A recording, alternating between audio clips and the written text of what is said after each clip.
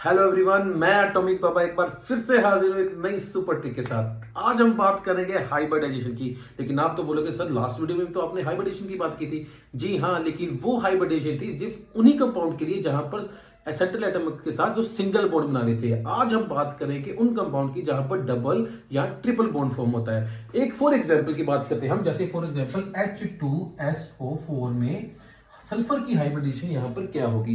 अगर हम पिछले फॉर्मूले से देखें तो वहां पर इसका फार्मूला बना था 6 + 6 डिवाइडेड बाई 2 और इसका आ रहा था 12 डिवाइडेड बाई 2 और इसका आंसर था 6। और 6 के लिए हम करते थे हाइब्रिडेशन sp3d2 जो कि बिल्कुल ही गलत थी। तो ये इस वीडियो में हम जानेंगे कि जिन कंपाउंड में डबल या ट्रिपल बॉन्ड बनता है उनकी हाइब्रिडेशन क्या होगी। तो चलिए इसी एग्जांपल से शुरुआत करते हैं। अगर यहाँ पर इसकी मैं स्ट्रक्चर के ऊपर फोकस करूं तो इसकी स्ट्रक्चर होगी यहाँ पर। ये सभी को पता है सल्फ्यूरिक एसिड की स्ट्रक्चर क्या होती है, नहीं पता तो बेटा अभी देख लीजिए। तो ये है सल्फ्यूरिक एसिड की स्ट्रक्चर। यहां पर देखिए कार्बन सल्फर यहाँ पर डबल बॉन्ड बना रहा है, यहाँ पर भी डबल बॉन्ड, यहाँ पर सिंगल बॉन्ड, यहाँ पर सिंगल बॉन्ड।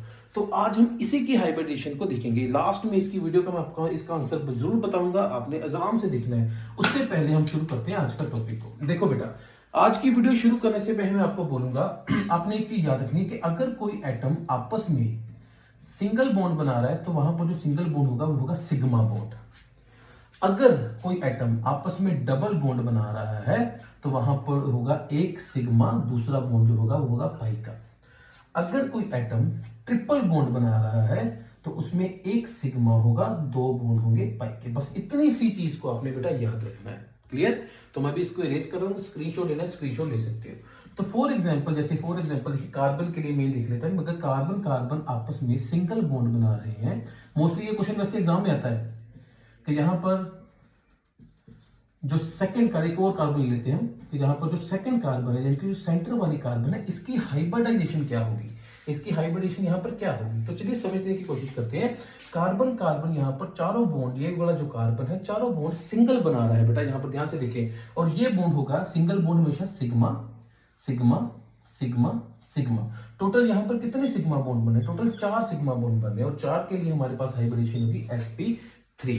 क्लियर?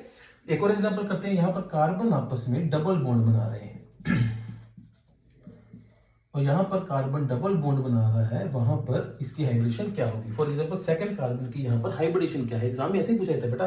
जैसे यहाँ पर डबल बॉन्ड है, इसमें एक सिग्मा होगा एक पाई होगा। ये सिंगल बॉन्ड है, ये सिग्मा है, ये सिंगल बॉन्ड है, ये सिग्मा। टोटल कितने सिग्मा है यहाँ पर? 3 सिग्मा है बेटा। और 3 सिग्मा के लिए हमारे पास होती है sp2। क्लियर हुआ? एक और एग्जाम्पल के साथ समझते हैं। फॉर एग्जाम्पल यहाँ पर हमारे पास है कार्बन कार्बन आपस में हमारे पास यहाँ पर ट्रिपल बॉन्ड बना रहे हैं।